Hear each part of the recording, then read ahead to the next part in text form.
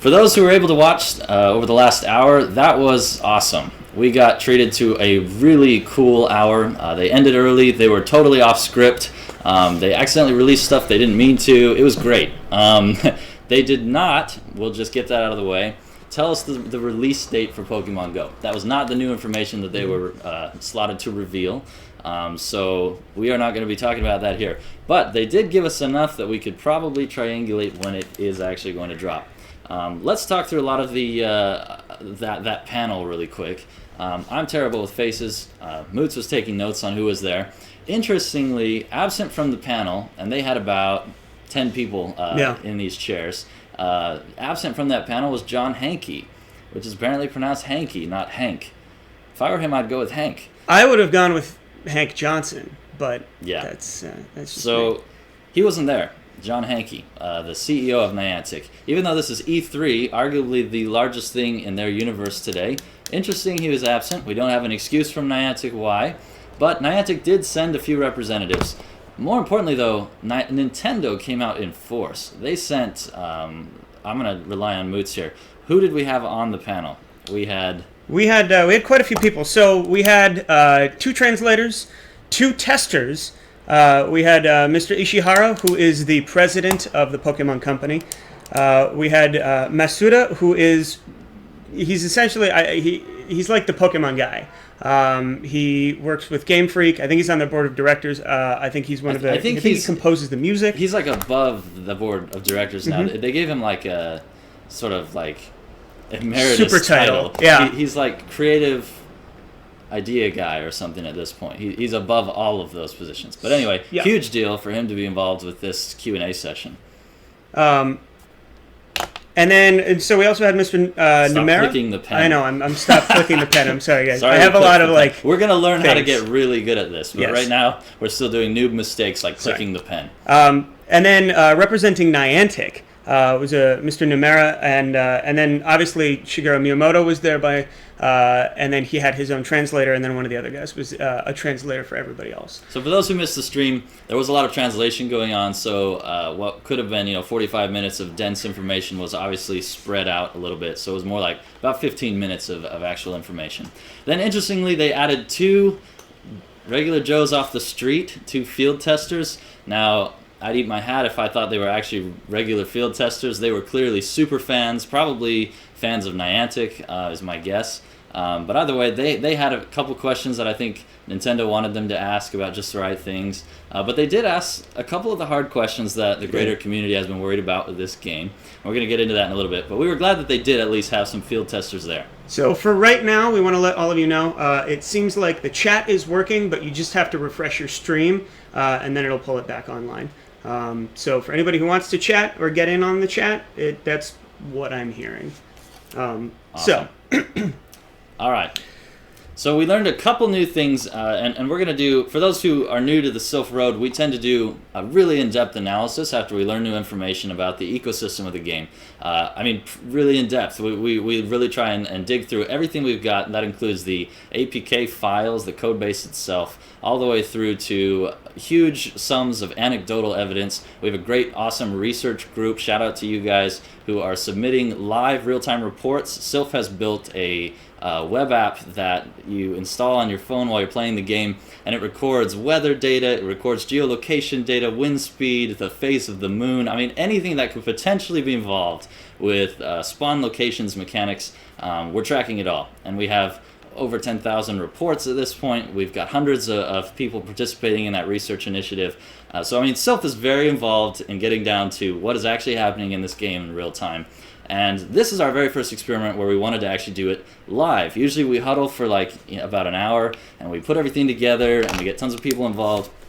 But what we were watching happen was all these other sites and stuff were basically turning around and using our stuff, and we thought we ought to just do it ourselves. And so we've created a YouTube channel, which we know very little about, but so far it seems to be working. And at this point, we're just going to pretty much stream of conscious what we would normally do in a Silph analysis during this hour. So a couple of quick things about the Silph Road beta testers. We currently have, what is it? It's over 250. Yeah, we're coming up on 300. Yeah, so we're coming up on 300 different testers. We have seen Silph global, the global field testers have seen 134 unique Pokemon at this point. So that to us is kind of a really, it's a great number. I should caveat that statement. In the wild, spawning. Yes. Yep. There are others that you can evolve into or hatch via eggs, Kabutops, things like that. But we're mostly concerned about spawn mechanics because that is, the heart of the game. And if you were watching the Treehouse Live, that is definitely their emphasis right now. Yeah. So so we're really excited to find out more about what the data that we're collecting does. Right now, we also understand that this game is in beta. So there are a whole bunch of things that could be changing as the game itself comes out. When they roll out of the beta and into the real game, they've already said that they're doing a clean wipe on every single person who's playing right now. And there are some people who they've played a lot and gotten to some really high levels. And for anybody who knows Ingress at all, you know how long that it takes to get to levels 8 and 9 and 10. And we're already seeing some Pokemon Go players reaching these levels. So when they do a clean wipe of that, they may also wipe and change spawn rates and locations and rarity and things like that. But for right now, we are collecting data and we're getting some great stuff. And we'll bring some more of that to you guys soon. Yeah. So let's talk a little bit about what we just saw. So yeah, while we're talking about spawn mechanics, there's a lot of fluff, just kind of introducing the game to the general E3 audience. So for those who've been following the game, they showed a lot of gameplay of the augmented reality catching. They did not show the virtual reality catching, which puts you in basically a photosphere with a fake CG field. They went straight for here we are in E3 on the expo floor, and there's an Abra right there stitched in with augmented reality, which was very cool. I think the field testers probably chuckled when literally the device crashed that they were testing it on, but they had a backup phone ready because they knew it would probably crash, which was pretty hilarious. And that resonates with a lot of field testers' experiences right now. I do want to throw out, from a technical background, augmented reality is not easy. I give huge props to Niantic for trying to make a mainstream game using this sort of technology with the camera and the gyroscope. I mean, yeah, the phones are overheating because this takes a ton of processing power. This is basically extremely heavy 3D graphic rendering, and we're talking about our phone.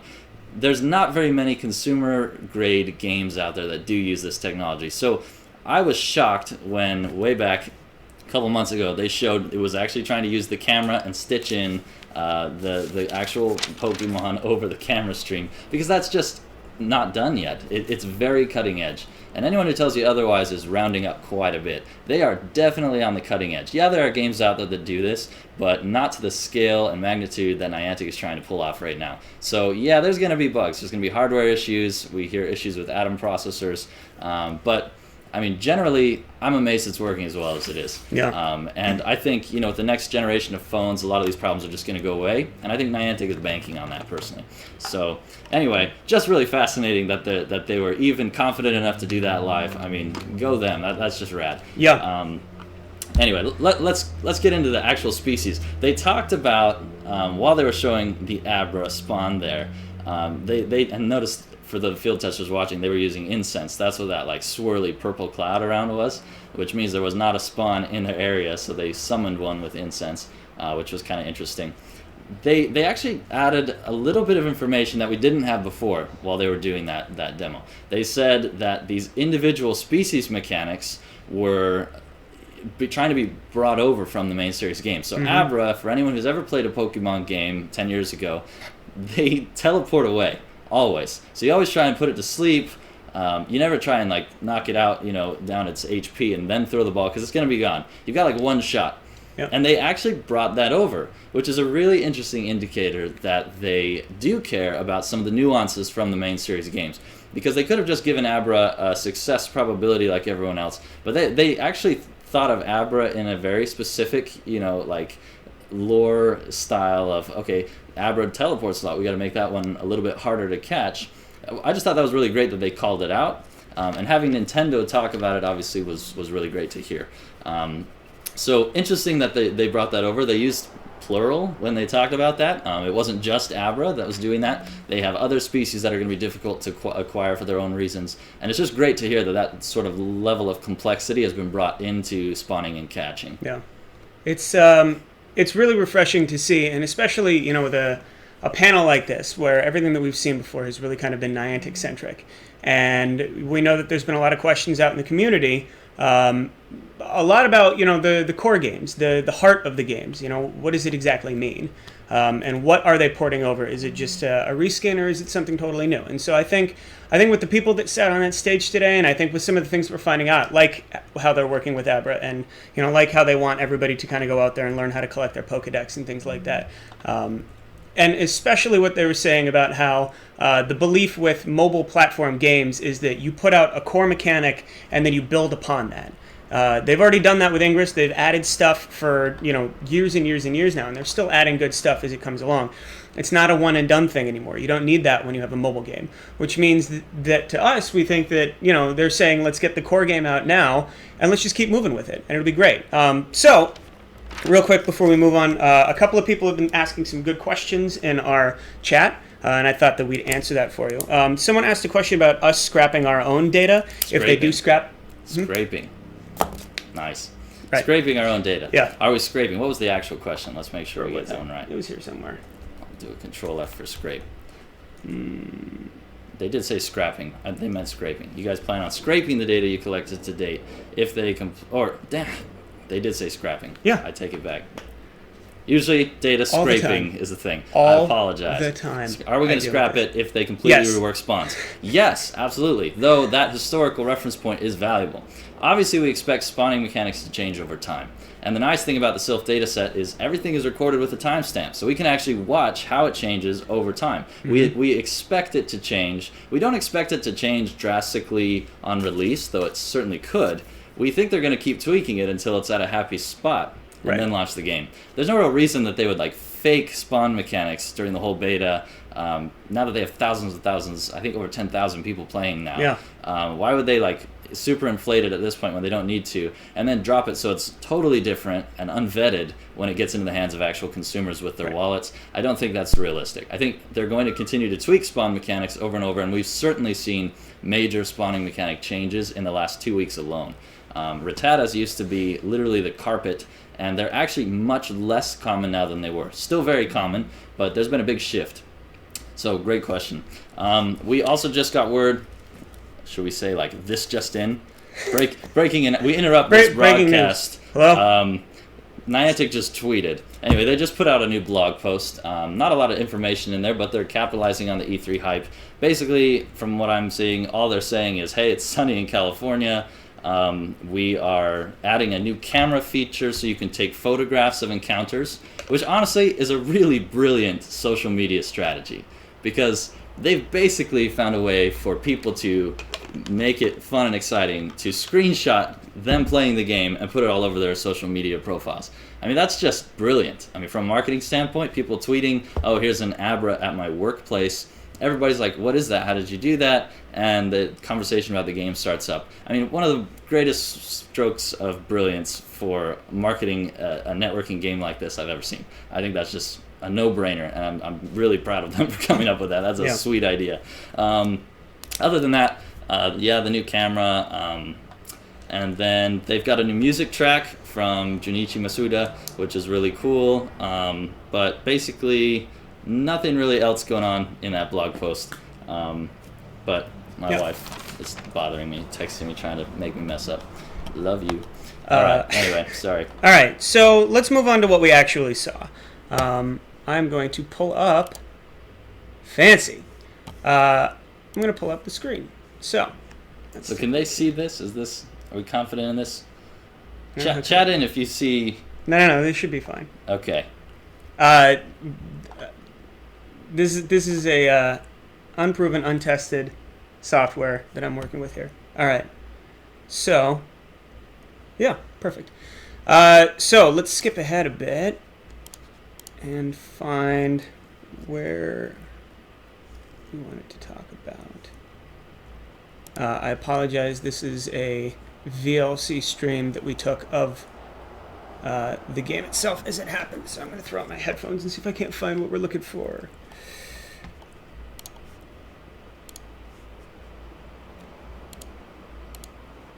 You want to put me on while you're doing that? Yeah, you are. Well, I mean my mic. Oh, I'm even visible. Yeah. Oh, cool. Well, I'll not pick my nose then. All right, great. Okay, so let's talk a little bit about... We're not gone, we're still here. Moots is working on getting us a stream of one of the most interesting parts they talked about. Let's talk a little bit about trading. Fortunately, we did have a field tester there who was actually, gutsy enough to ask the question. Or was it even the field tester, or was it the moderator? I think it was the moderator. I think it was the moderator, actually, who asked the question. He's like, so trading's a big deal, one of them, and said, it's sort of, a critical component of the game. What's the deal? For those who've been following the game, that's an airplane that you probably will hear. It's a sort of sad, bittersweet thing for us. They're going to actually launch the game without trading implemented. We'd known that a few weeks ago, or about a week ago, which on the one hand is great because it means they're going to be launching the game sooner. On the other hand, it's a bummer for a lot of the more deep gameplay, which could be enabled by coordinated networks like the Silph Road, or those coming over from Ingress who have existing channels and coordination. We did want trading to be a critical part of the game, and it sounds like it is still very much coming. But if you were paying attention, or if you missed it, it is pretty much not the focus of Niantic right now. They're focusing instead on the capturing element. Interestingly, Nintendo actually said, we've made them rebuild the capturing mechanic 3 times, and we might make them redo it again. Which I think is probably going to make Niantic a little uncomfortable, because they really don't want to be devs for hire. They talk about that. They want to be their own platform that other brands are using and stuff. But the reality is Nintendo pretty much bought them. They did a $25 million investment, or was it 15 and then 10 more million based on milestone deliveries. So they're pretty much Nintendo at this point as much as they are Google. And so Nintendo's pretty much acting like they're Nintendo, and developers for hire, at least in this Treehouse Live section, which we think will probably make them a little miffed, because that's not really what they're trying to be. They definitely have a cool thing going on, but Nintendo's looking at them as the developers, at least in this public-facing, consumer-facing E3 broadcast. So that was interesting. But the point is, they are really trying to get catching to be super cool. Now, I have sort of mixed feelings about that, to be honest, because, okay, great, but the gameplay isn't in the flick minigame. Right. I mean, yeah, flicking it and doing a curveball by spinning it around and then flicking it is really cool, but it's not like that's why you're going to keep playing for months and years. So I'm not sure exactly why they're focusing so much on that. There's definitely bugs and issues with it, so I mean maybe that's what they're talking about. A lot of field testers encountering what some have coined the invisible wall bug, where you throw a Pokeball and it just pretty much can't hit the thing no matter what. Then there's issues potentially with incense accidentally being a collider instead of something that doesn't interact in the physics engine. Stuff like that is kind of happening on different phones, but all in all, that seems more of a mini game than the actual gameplay. It's very cool, and we give you props, Niantic, but I don't know. I mean, we'd love to move on to more competitive elements of the game. Yeah. Sorry, that's my little It's spiel. all right. So I hope you guys will bear with us here. This is my capture of the stream that I did. I was writing down time codes, so I may get somewhere in the range of it, but might not. So this should be Miyamoto's answer on what the entire Nintendo's idea of what they want the game to be. Let's take a look and see if I got there.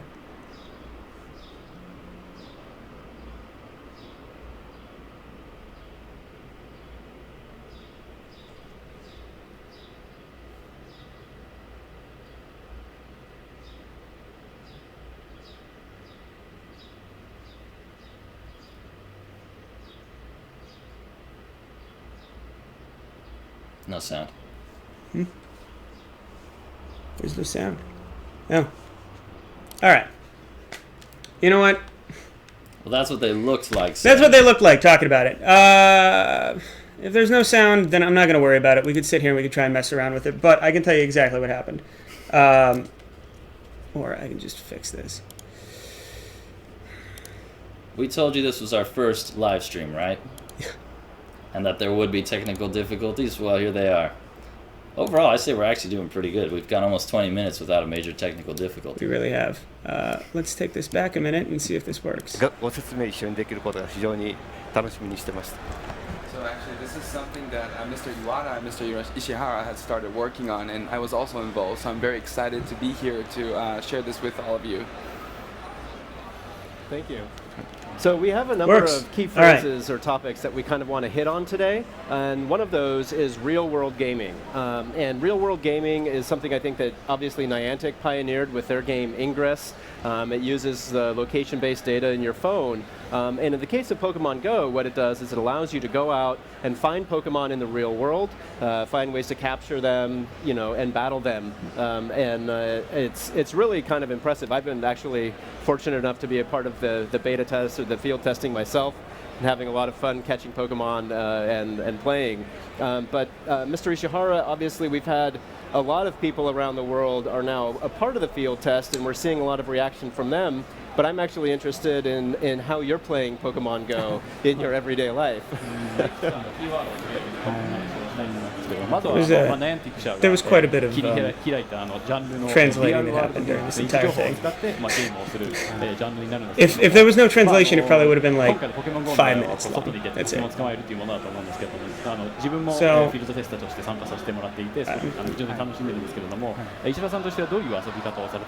そうですね。こちらのフィールドテスターの皆さん、特に、ポケモンを実際の空間で捕まえるという体験をされていると思いますけれども、私自身もフィールドテスターとして、私自身はかなり優秀なフィールドテスターだと思ってるんですけれども、毎日毎朝愛犬と一緒にですねフィールドテストしてます。あそこに少し映ってますけれども。So I think everyone here has been playing in the field test and really enjoying going out into the real world, catching Pokemon in the familiar spaces that around their neighborhoods and such. But I'm also a very diligent field tester myself. I think I have provided a lot of good feedback. And here's some pictures of my morning walks with my dog, and I've been catching Pokemon. So we got a tail end of a bit of what Mr. Miyamoto was saying, and then a little bit of what Mr. Ishihara was saying. But this seems like the final stage in a direction that Nintendo has been heading in for a very long time now. If you go all the way back to, I remember it kind of first happening on the Wii, where the Wii would stop you and ask you to go outside and try and do some things, and say, would you like to put the controller down and go off and, have fun outside? And it seemed that they were starting this whole movement towards gaming, but also staying active. And then they started adding that in, and then you got things like how, with the Nintendo DS, then you had your Spot Pass and things like that. And you could track your steps, and you got coins for that, and you could spend them on things. And, now we've reached this point where they're literally building a game that you have to go outside and play. And so what Miyamoto was saying was that, a thing for Nintendo as a whole for a long time is getting people active and getting people outside. So that's why they're excited about this. And so the core mechanic of this game really seems to come down to, all of what Ingress is about, which is, being outside, having to interact in the real world, having to focus on not just sitting at home and playing a thing, but going outside and doing a thing outside. So let's talk about the Go Plus device. They were definitely prominently featuring the Go Plus. I feel like half of that broadcast was about the Go Plus. Yeah. They were all wearing it. They were coordinated. Nintendo wore it, and Niantic wore it on his wrist. And they were all about it. They were so excited about it. The field testers don't have it yet, so it's just largely just hype at this point. They have no... we did hear an interesting tidbit that Nintendo is actually testing it themselves. And for those who missed that anecdote, it was pretty funny. He's like, I would pin it on my lapel, but it's actually top secret, so when I go out, I have to keep it in my pocket. It was kind of funny. But basically, they haven't given it to anybody to test, so it's still in an internal alpha state as far as we can tell. Though, the big news that they did drop, seemingly on accident, because it made a lot of people really uncomfortable on the panel, was that they plan to have that thing out in late July. That was big news. Then they did a full court press and asked him, how much are you going to charge for it? He hesitated, but he eventually said $34.99. I don't know if that hesitation was real. There's no way they would have dropped a price without having been prepared for it. So I think that is probably, most likely, going to be the actual price, $34.99 for the device. Now, obviously, that's going to get mixed reactions from everybody. We were kind of expecting a $20-ish device, especially since it's a little Bluetooth clicker with one click. And we kind of can buy Bluetooth clickers really cheap nowadays. But the device itself is turning out to be sort of an integral part of the gaming experience. We did at least get to see it actually functioning. I couldn't tell if they were actually using the device to capture the Pokemon on the stream. Right. I don't know. Comment if you noticed if they were actually using the Bluetooth device to capture. I couldn't tell if they were or not. It certainly was so I threw up a photo of it here. So that's where it's flashing green, and they talked about how it would flash and vibrate when you were near something, and then you click the button. And the little LED on the inside, which was total news to me, is actually a multicolored LED, which is why I think that the price is a little bit higher. And so it'll flash either red or green, depending on whether or not you actually caught that. So that in itself gives it's a nice way for the little feedback kind of to come back at you and let you know how you're doing and what you're catching with it.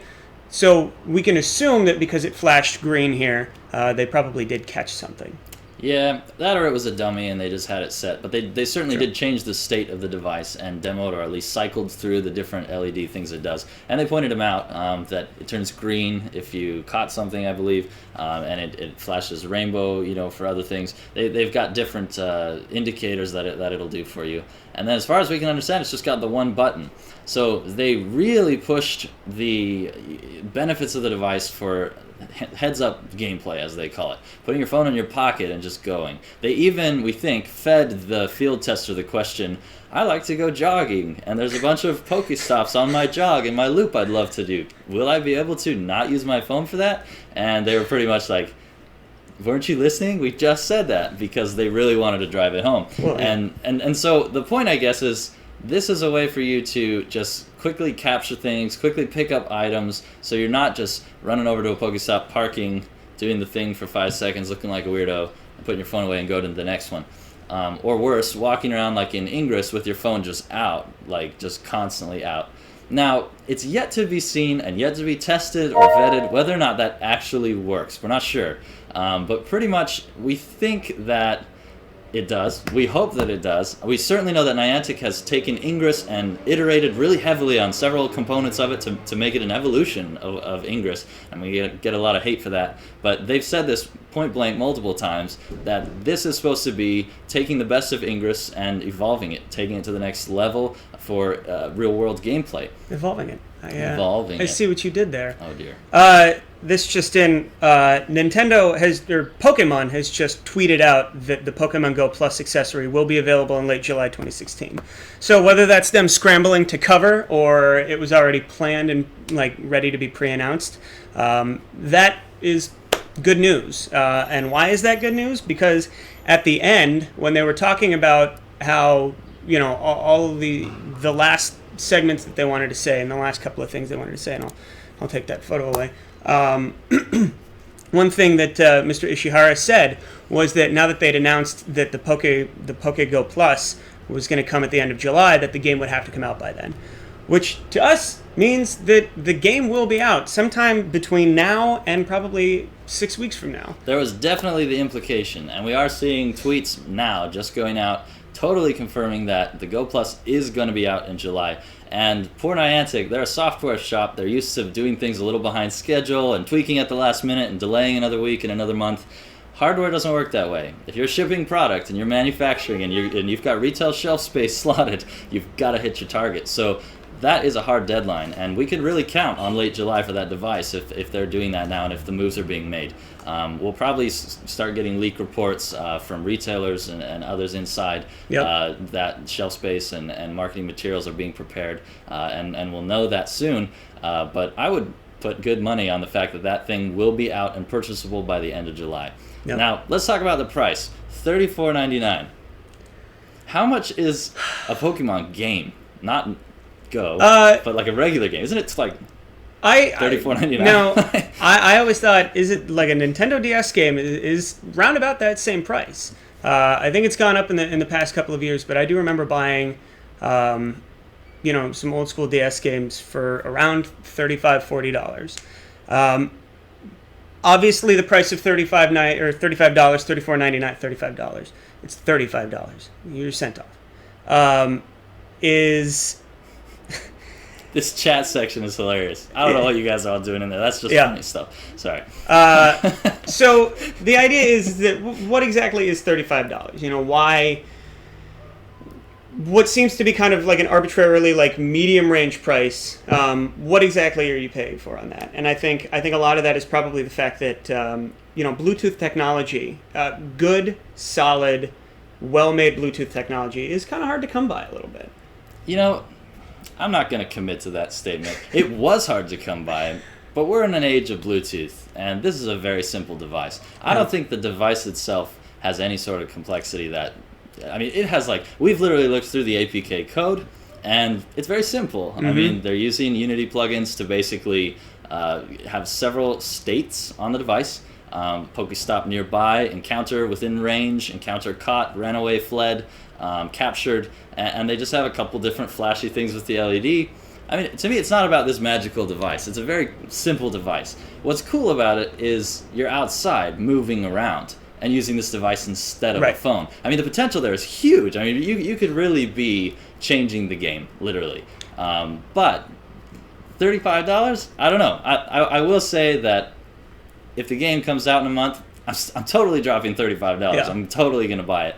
I am a little surprised. I would have put it at around $25 myself. I would have said $25. There are a couple of things in this for me. One is definitely going to be manufacturing quality.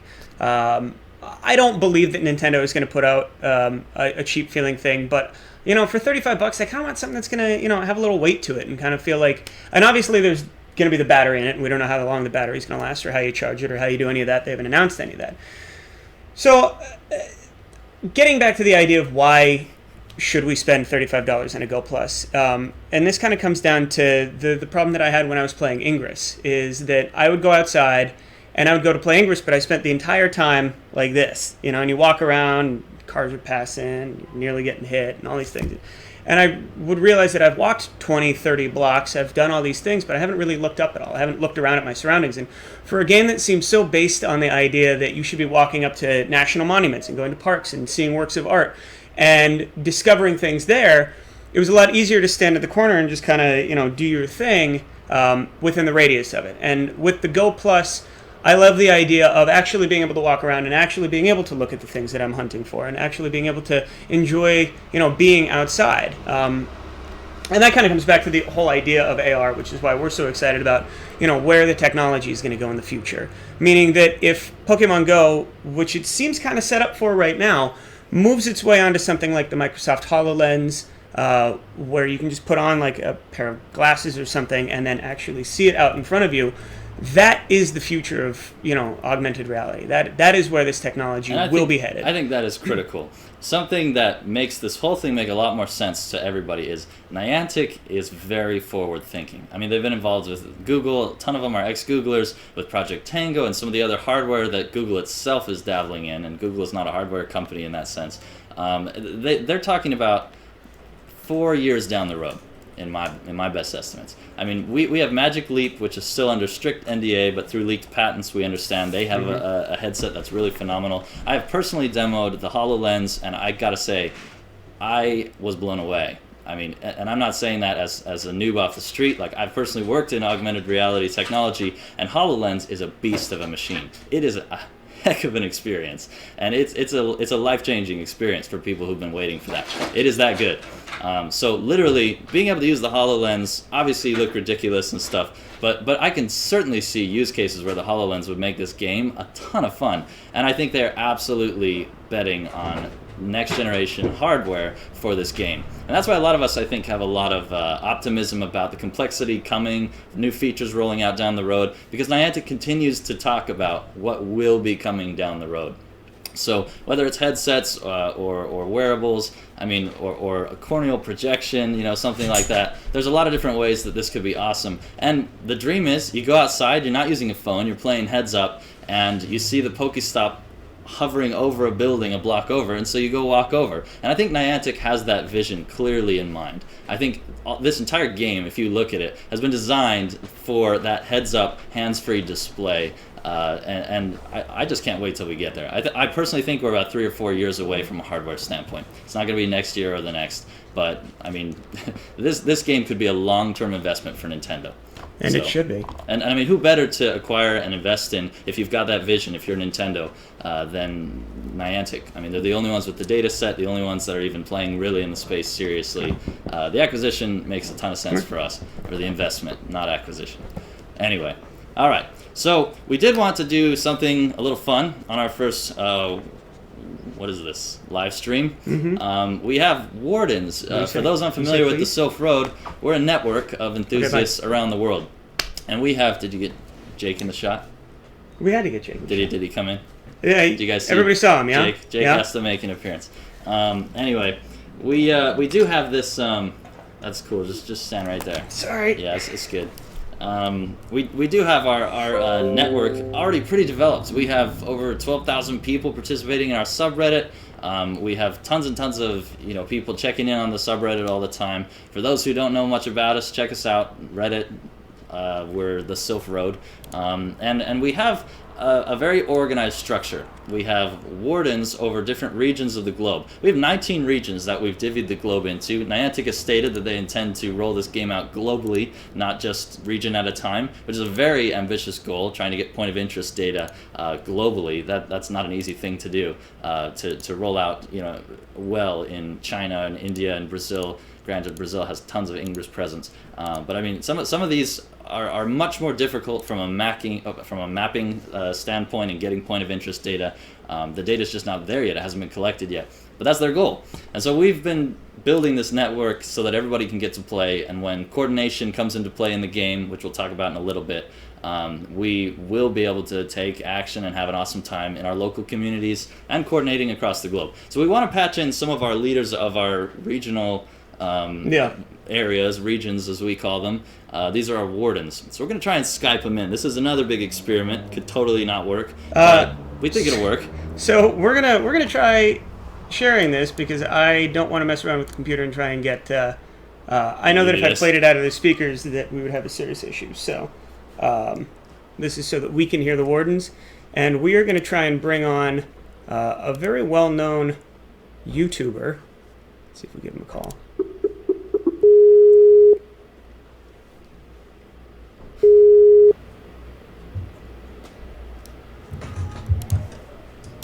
Can we get him on? I think we did. Alice, can you hear us? Hello. What's up? What's going on? What's good? All right. Thanks for joining us. How's it going over on your stream? Stream's over. I ended the stream, I think, at like 2:15 and sent some people your way. Well, nice. That was appreciated. Yeah. So for those who don't know, Atlas has an awesome YouTube channel, Team Atlas Go. He's been covering a lot of the news from the very beginning about Pokemon Go. In fact, we found him way back in the day, Atlas, when you posted your video about forts. You were the first person in our book to actually decode what was happening with forts. Forts have since been renamed gyms, but you hit the nail on the head. I mean, you broke down the concept trailer to the point where it was totally clear what was happening with forts, like months before even Niantic was like set in stone. It was awesome. So, and you've continued to roll out awesome stuff. So everyone go subscribe to Team Atlas Go. It's an awesome channel. Atlas is also one of our wardens who leads an entire huge region of the Silph Road. So Atlas, tell everybody a little bit about where you're at. So I am, before I even start talking about that, what's going on, guys? How you doing? What's up? You guys are looking clean. I'm loving the Silph Road shirt real quick. I need mine. Make sure you send that my way. Thank you. If you guys have no sidebar. If for some reason anybody doesn't know who I am, like I said, Team Atlas Go. I have a channel called Team Atlas Go. You can call me Team Atlas Go. You can call me Atlas. Don't matter. But if we're talking about the Silph Road, refer to me as the Warden of the North. Okay, the Warden of the North. Of the North. Yes, big Game of Thrones fan, obviously. On a serious note, I am pretty much the warden of the northeast region of the U.S. That pretty much goes as far as Pennsylvania, all the way up to Maine, and a couple states in between. Actually, all the states in between. But we have a very large demographic and a very large region. So it's really interesting to see, one, when you look at it, you look at the people who are playing Ingress, because those are, probably more than anything the people that are convert to Pokemon Go, and trying to get with those people and to hang out with them. Because funny enough, if you don't already know, they do group up. They hang out a lot. They have a lot of events, and they're pretty easy to find if you look them up online. But getting with them, interacting with them, trying to see exactly how this world of Ingress and Pokemon Go will work in the future, it's definitely been interesting and not something that I'm used to. So it was one of the biggest reasons why I wanted to become a warden. I wanted to meet these people, get with these people, have people to play this game with, and I have to say it's been more than successful. The Silph Road has definitely been a big part of my Pokemon Go experience. Awesome. Yeah, and we were absolutely more than thrilled to bring Atlas on. You've obviously been a really great leader for us, as well as somebody who's just awesome around the community. You kind of hyped us into the game as much as I think you've hyped a lot of the people who are out there on YouTube right now into the game. So we'd love to know your thoughts. Obviously you watched the stream because you were streaming the stream. It was a stream within a stream. A stream within a stream. So what's your take? What's your overall thought? So I was really happy about a lot of things. One of those things was actually seeing Jay Witz let those shots off. He let some shots off. There were very subtle shots in the direction of Niantic and Nintendo. So first off, when are we going to see the Pokemon Go Plus? Something tells me the way that they responded when he asked that question, it wasn't something that they were actually going to release. It wasn't something they were going to talk about. Yeah, I'm torn on that, man, because, they definitely just came out tour de force all over Twitter and everything, and they put out stuff, so they'd had stuff ready, but, their reaction was all over the place. I'm with you. They were like, it was totally stumbled. It was weird. It felt unnatural to an extent, and at the same time, I don't know, they just didn't seem like they were comfortable in any way. And a part of me makes me feel as if, all right, well, if they're not comfortable talking about it, then, as much as we see in the beta, and as comfortable as they're not talking about it, what state is the game really in? Mm-hmm. What I find curious about that, too, is that, something that we saw with Star Fox Zero and especially the new Legend of Zelda game, is that if Miyamoto doesn't feel good about something, they push it back. They wait until he feels good about it. And so it's... Yeah, like this E3 was supposed to be very different than it ended up being for Nintendo. Right? And, I bought the Wii U for an open-world Zelda game. It's sitting over there. It's over there. And I still don't have the Zelda game. So, and same thing with the Star Fox. And I was very happy when Star Fox came out, and I loved the game. I thought the controls were insanely hard to master, but I found it really challenging and really enjoyable. And I'm glad that it went back, and I'm glad that it got fixed. But so that, to me, knowing one person's idea of taking a game that they don't feel is ready and not pushing it out and sitting on it and waiting, looking at you, EA, you could learn all stuff from that. Then having this person be the guy who kind of drops the bomb on everybody in the middle of this panel and just says no, we're going to just, there you go, have fun. Seems like maybe Niantic are the ones pulling back, where Nintendo feels a little stronger about it. I don't know. I absolutely think that's the case. Nintendo put it on their site, man. They had early 2016 was what they announced at their press conference, which was not a Niantic press conference. They invited John Hank and others to talk about it. But it was Miyamoto and everyone else with the little Go Plus back September of almost a year ago now. Yeah. And they were talking about how this will come out early 2016. It's, in my book, absolutely software issues. Absolutely, they're trying to get the app to work on these phones, and it's a gargantuan task. They were probably just pretty aggressive with their estimate, and they said we've been working on this for 2 years. When they announced it in September, I think they've been thinking about it for 2 years. I'm not sure they've been actively developing the game we're seeing today, as of back when the Pokemon Go April Fool's Google Maps thing came out.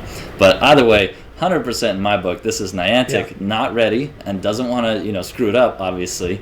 They got to hit milestones or Niantic doesn't give them the funding. But I don't think it's about that. I don't think it's a strong arm thing. I think it's just not there yet. Ask any field testers, and they are having issues. So now that we actually have something in our ear, we can actually touch and go, this is breaking news. And this kind of leans a little towards the idea that they were going to announce it today.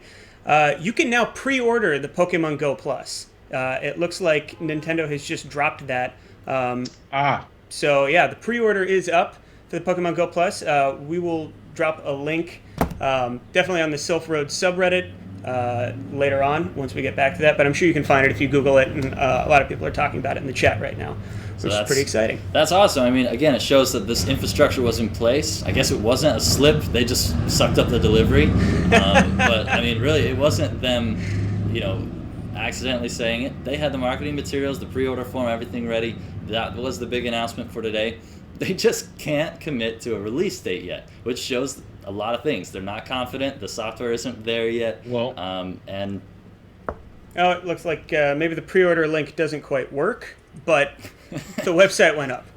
So no, I'm on the site right now. Yeah. It's so like I'm on the site now.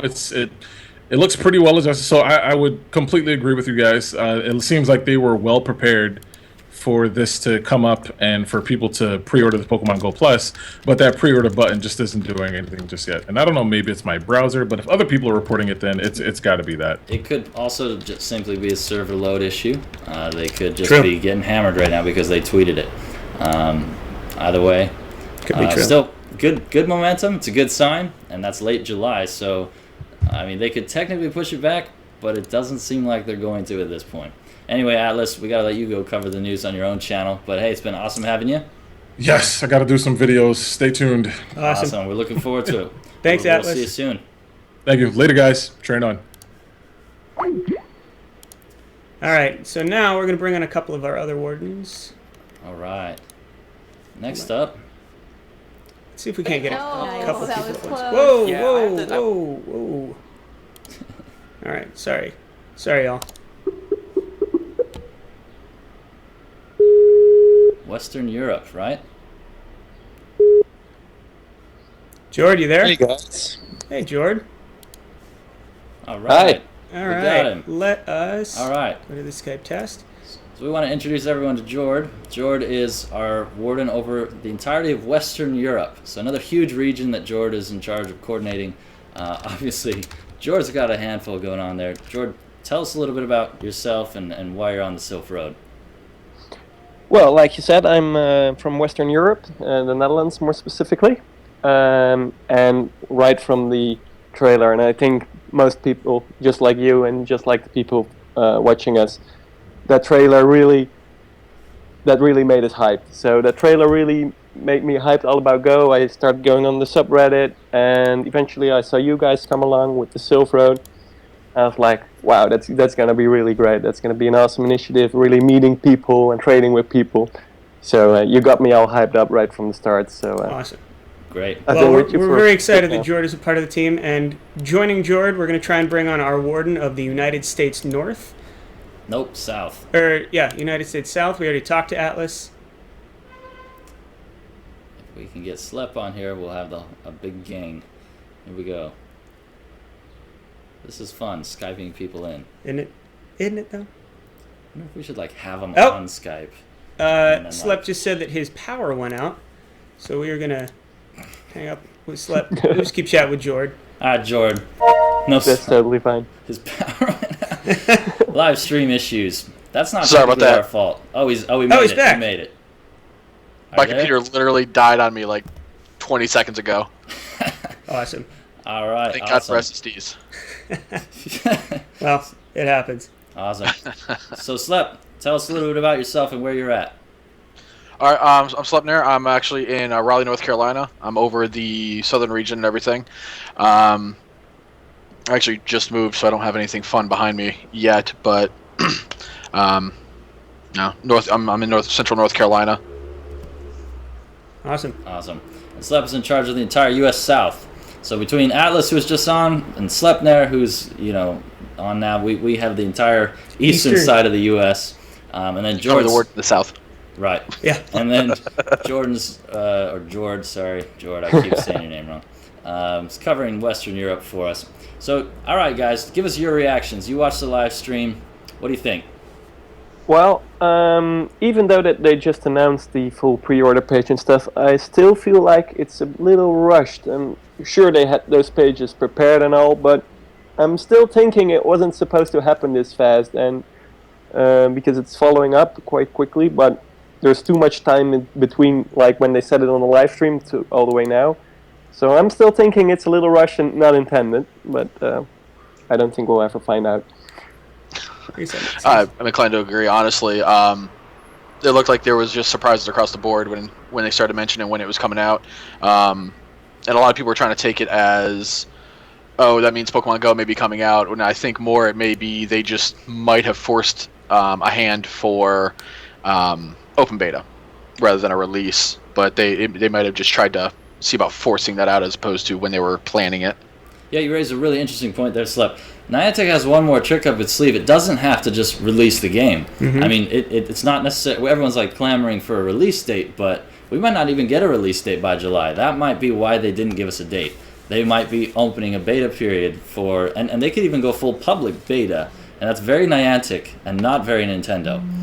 So, I mean, there's definitely going to be an interesting clash of cultures between those organizations. Whether Nintendo is ever going to put a product out in public beta, I have no idea. That would certainly be a first that I know of. But to take Niantic's iterative development process, where they're going to be constantly tweaking and expanding the group of players, I mean, and clashing that with Nintendo's culture, I mean, then to say, okay, you need to launch by late July to Niantic, I mean, we could very, very well just see a public beta open. So interesting point there, Silph. That might be why they're having trouble communicating what is actually going to happen this summer. Yep. So we're may actually just be a saving grace there too. It's there's a lot of I feel like there's still so much up in the air after a big Q&A session. But we're gonna have to let you guys go, mostly because Skype is informing me that it wants me to pay for Skype Premium if I'm allowed to do group calls, which. I guess I'd never seen before. So apparently there's Skype Premium. Yeah. So great. Cool. This was not a plug for Skype Premium. But anyway, thanks Jord and Silph for jumping on with us. Thank you, guys. We'll see you guys.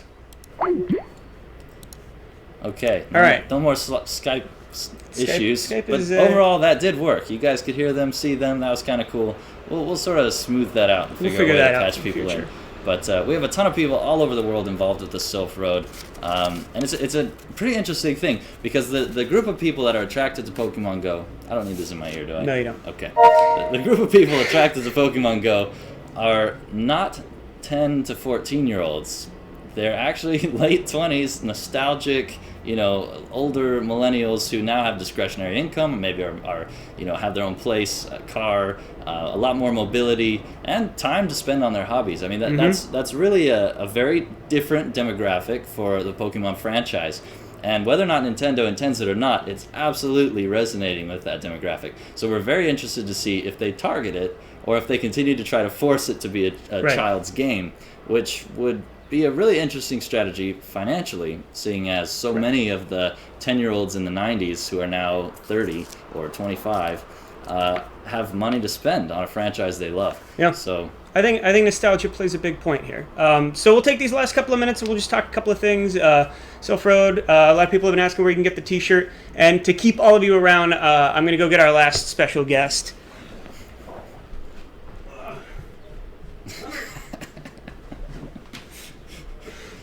Special guest was asleep. Special guest was asleep. This is our last special guest of the day. This is Jake. This is Jake.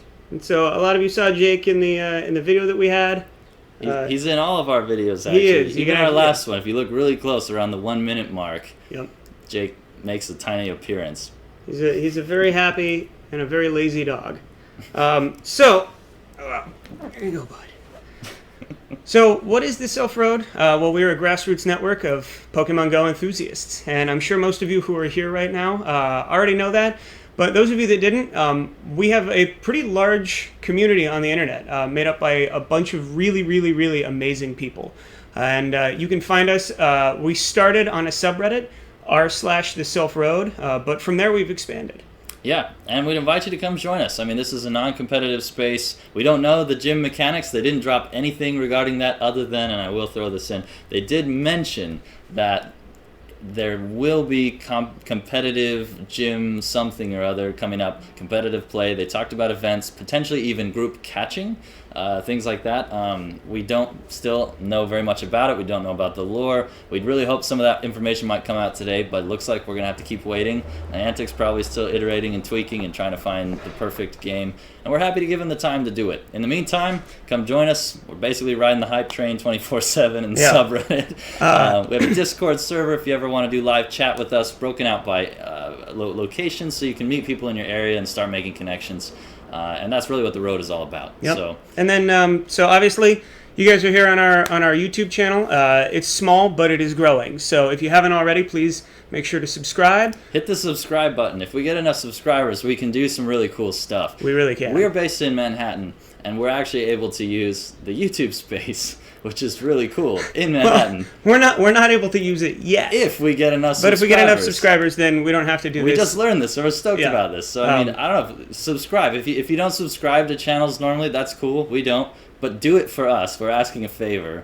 Because if we get enough subscribers, we get, like, stuff from YouTube that we can use to make cooler stuff. Yeah. And so, anyway, that's our little plug. And then the last thing, anybody who thought the shirt was really cool, you can get one. We have a gear shop on our website. It is gear.thesilphroad.com.